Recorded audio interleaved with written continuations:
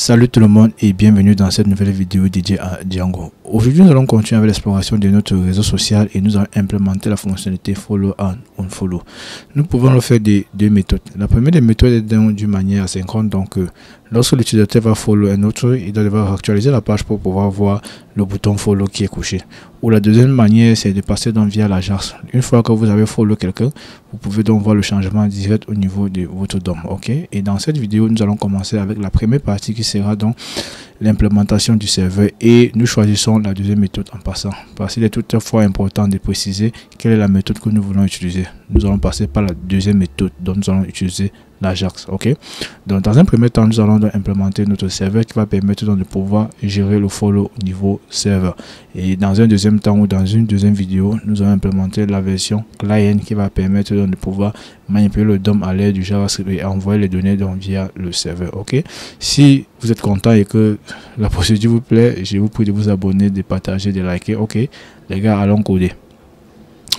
Je suis donc présentement au niveau de mon éditeur de test favori qui est VS Code. Donc ce que je vais faire, c'est de localiser dans quelle application est-ce que je vais gérer. Ok, donc je vais fermer Settings, je pense pas que je vais l'utiliser. Je ferme également Core, je ferme Apps, je vais venir dans Accounts. Ok, donc si je me rappelle bien, c'est dans Apps que nous avons donc défini donc le modèle de notre donnée. Donc nous avons géré le follow à unfollow ici, mais je vais déjà le déplacer, mettre ça au niveau de Account pour essayer de diviser. Donc je vais couper, je vais mettre ce modèle dans Account. Ok, donc je vais mettre là comme ceci, et user n'est pas importé ici, pas de problème, je vais aller importer user. Je vais dire from django.contrib .authentification .model import user. Ok, donc je dois importer user, et puis je sens que je vais obtenir des erreurs. On me dit relative name, etc. Bon, je crois que je vais le laisser par là, ça va prendre peut-être trop de temps à configurer et j'aime la facilité, donc je vais actualiser. Je rentre dans ce que j'avais ici, je laisse le follow à unfollow ici. Est-ce que j'ai des erreurs? Non, j'ai pas d'erreur. Ok, donc nous allons l'utiliser déjà par ici là. Ok, je vais venir au niveau toujours de mon modèle, je vais faire quelques changements. Ok, ici là il est déjà important de définir la classe meta. Pourquoi faire? Parce que je dois indexer, puisque j'ai envie de classer les utilisateurs que je follow en premier, donc les premiers utilisateurs que je follow en haut et les derniers en bas. Donc je vais déjà dire ordering serait égal à quoi? Created at. Ok, je mets la virgule pour dire que ceci c'est un itérable, donc il sera un tuple. Pour un dictionnaire vous n'êtes pas obligé, ou bien une liste vous n'êtes pas obligé de mettre la virgule. Ok, et je dois indexer ça. Je vais dire index sera égal à quoi? J'ouvre les crochets comme ceci, je vais dire modèle dot index. Ok, et qu'est-ce que je mets dans index? Index prend l'argument fuel, et dans fuel qu'est-ce que je vais mettre? Je vais mettre dans mon itérable qui sera created at. Je vais mettre le mot pour dire c'est created at que j'ai essayé d'ordonner ici là pour optimiser ma base de données. Je vais sauvegarder. Et au niveau d'ici des follow user, je vais changer ceci, je vais mettre following. Ok, following, et ici là je vais mettre follow mes followers. Voilà, et qu'est-ce qui est ici comme erreur? Je retire ce monsieur là, je crois que tout est bon les gars. Ok, donc je peux déjà aller appliquer mes migrations. Je vais créer un nouveau terminal, activation d'environnement virtuel. Je vais dire python manage.py make migration. Ok, ça a créé donc meta, ça a ajouté meta, l'option meta, ça a créé l'index, et puis c'est bon. Je me dis python manage.py migrate. Ok, les migrations ont été appliquées avec succès. Par la suite, ce que je vais faire, c'est d'aller au niveau de ma vue. C'est ici là que je vais écrire la fonction qui va permettre de pouvoir communiquer avec le client. Et c'est un exercice que nous avons déjà beaucoup fait. Donc je pouvais également personnaliser, surcharger ce monsieur-ci là pour essayer de faire le follow ça avec. Mais je crois que ça va demander un peu beaucoup plus de code. Et puis bon, voilà, ceux qui ne sont pas encore trop à l'aise avec cette méthode là vont vraiment se garer. Donc je vais aller d'une manière un peu plus simple. ici, pourquoi ne pas écrire en expliquant encore, ok? Bon, pour ceux qui n'auront pas compris, auront l'occasion de pouvoir comprendre, ok? Donc, j'ai défini, je vais dire follow user, j'ai défini ma vue qui va s'appeler follow user, voilà, qui prend la requête. On a toujours dit une vue doit toujours prendre requête et retourner une réponse, quel que soit le framework, ok? Maintenant, si je veux follow un utilisateur, si vous venez au niveau de notre base de données, je pense qu'il est primordial que nous commençons à expliquer même au niveau de la base de données.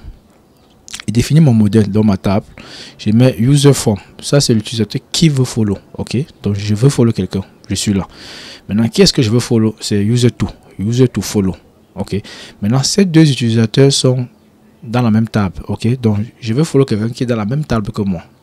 Donc, raison pour laquelle vous allez voir ici, là, lorsque j'ai fait le monkey patching, pour ajouter, pas normalement, je devais ajouter juste, je pouvais étendre la classe user et j'ajoute le champ following, puis j'ai même mon modèle many to many field. J'ai dit bon voilà, l'utilisateur qui veut follow, celui qui veut follow sur la même table que moi, je mets self ou je mets la table user, ça devait toujours marcher et je complète avec le related name. Là il n'y a pas de problème. Maintenant au niveau des symmetrical égale à false, ça veut dire quoi? Si je follow quelqu'un, par exemple quand vous faites un many to many sur une même table que vous, c'est symétrisable est égal à true, donc c'est symétrisable. Ok, donc si symmetrical est égal à true, ça veut dire quand je follow quelqu'un, la personne me follow automatiquement. Or sur Twitter, si je follow Rihanna, elle n'est pas obligé de me follow. Donc raison pour laquelle j'ai mis symmetrical égal à false, ça veut dire quand je follow quelqu'un, la personne n'est pas obligée de me follow. Il peut avoir chez lui, il peut voir là-bas follow back. Ok, donc c'est la même chose aussi que TikTok. Bon, étant donné que j'ai un peu expliqué ici, donc ça veut dire quoi? Je dois récupérer l'utilisateur, l'ID de l'utilisateur que je veux follow. Donc je veux dire user to underscore ID qui serait égal à quoi? Request.user. Donc je peux mettre directement ID comme ceci. Je sais comment je veux gérer son niveau front-end. Et puis maintenant l'action. L'action peut être un follow. Je peux follow peut-être ça met Office après j'ai dit bon voilà, je veux plus follow Ito et puis je peux unfollow. Donc il est primordial de choisir l'action. Il dit si les deux conditions sont réunies, donc si j'ai user ID et que j'ai également l'action, voilà, qu'est-ce que je fais? Je vais entrer dans n3 except. Ok, je vais aller dans la table user, récupérer dans l'utilisateur, dans les coordonnées de l'utilisateur que je veux follow, parce que si vous regardez bien ici là nous avons la table user, donc la valeur qui doit entrer ici doit être une instance de la classe user, donc un élément de la classe user. Ok, si l'élément n'est pas de la classe user, ça ne peut pas marcher. La raison pour laquelle avec l'ID de l'utilisateur que j'ai récupéré qui n'est absolument rien au niveau de la table user, je dois donc récupérer l'instance de la classe user qui doit être l'utilisateur que je veux follow. Je vais dire user to serait égal à quoi? Je branche sur la classe user, je vais dire .object .get, ok, user égal à user to. Ok, donc je me branche donc sur la table user, pas d'importation pour l'instant. Je crois que je vais l'importer directement là, pas de problème. Je vais dire from Django .contrib .authentication .model, oui, import user, c'est bon. Je vais sauter une ligne, ok. Donc je vais revenir juste là, from user, pas de problème. Je vais venir là et puis qu'est-ce que j'ai fait ici? Je suis allé dans la table user, récupérer l'utilisateur dont son ID est égal à user to ID. Ok, ça veut dire la valeur ici c'est l'instance de la classe user, ça veut dire ça marche, je peux donc le mettre dans user. Et puis quand je récupère, je dois vérifier dans le type de méthode. Je vais dire if action est égal à quoi? Follow. Si l'action est égale à follow, qu'est-ce que je fais? Égalité c'est 2 comme ceci. Qu'est-ce que j'ai fait? Je viens donc dans la table user. Ok, donc je vais dire user, donc il vient de la table follow, autant pour moi follow que je dois importer. Il est où? For model import follow, oui, follow dot object dot create, ou je vais dire get or create, parce que si je follow quelqu'un, je peux plus le follow deux fois. Je vais dire get or create, ça veut dire si je follow quelqu'un, ça va juste passer, ça va juste récupérer l'utilisateur, donc pas de problème là. Je vais dire user from est égal à quoi? User from, qu'est-ce que j'avais mis là? User from, oui, moi, c'est égal à request.user. Donc je récupère l'utilisateur qui est actuellement connecté, request.user, et puis je vais dire user to. Ok, user to c'est égal à quoi? User to, voilà, user to qui est celui-ci, c'est égal à user to follow. Ok, dans la mesure où je ne veux pas follow, donc où c'est un follow qui se passe, et bien là il dit follow, il branche sur la table, il dit dot object dot filter. Ok, qu'est-ce que je vais filtrer? Je vais filtrer celui-ci là. Donc je vais dire est-ce qu'il n'y a pas un utilisateur dans ma table que actuellement l'utilisateur qui est actuellement connecté a déjà follow l'utilisateur dont j'ai récupéré au niveau de mon client. Si c'est nul, ou bien si ça existe, je vais appliquer donc un delete rapidement. Je supprime déjà ça au niveau de ma table, ça veut dire que j'ai fait le unfollow.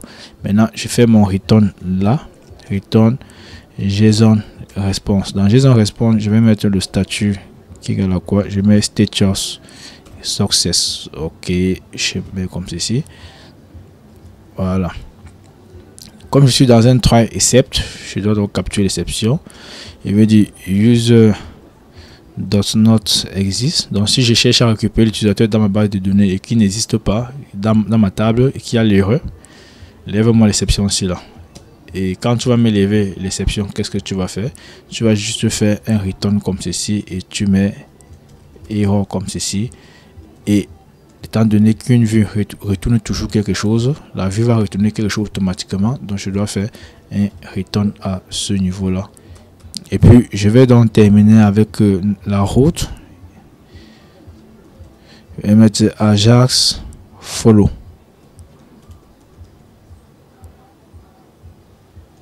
Ok, ici là je vais dire user follow user. Ok, là je dis user follow.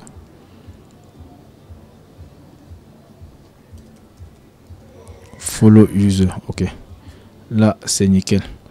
Ok les gars, là nous venons de voir comment gérer le système de follow au niveau du serveur. La configuration a été bien faite.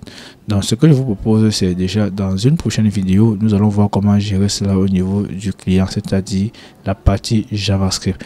D'ici là, n'oubliez pas de commenter, de liker, de vous abonner. Peace.